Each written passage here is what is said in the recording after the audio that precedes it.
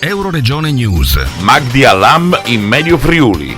L'associazione Italia-Israele, in collaborazione con il Circolo Culturale La Tribuna e il patrocinio della città di Codroipo, hanno organizzato un incontro dibattito con il noto giornalista e scrittore Magdi Cristiano Allam sul tema La guerra del terrorismo islamico, il dovere di difenderci. A Magdi Allam abbiamo chiesto qual è l'aspetto più preoccupante dal suo punto di vista. Il terrorismo islamico in Europa è oramai un fenomeno autoctono. I terroristi islamici sono cittadini europei ed è una realtà endogena, cioè si colpisce all'interno stesso dell'Europa. Quindi abbiamo il nemico in casa ed è un nemico che colpisce dentro casa nostra. Non possiamo limitarci a intercettare i singoli terroristi, loro sono la punta dell'iceberg.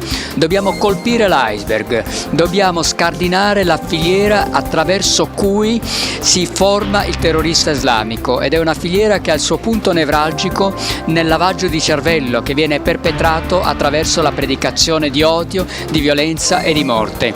O noi riusciamo a chiudere tutte quelle moschee, tutti quei siti che propagandano la guerra santa islamica, oppure inevitabilmente saremo condannati ad essere sottomessi. Dal Medio Friuli per Euroregione News, Marco Mascioli. I nostri servizi sono disponibili su internet all'indirizzo www.euroregionenews.eu.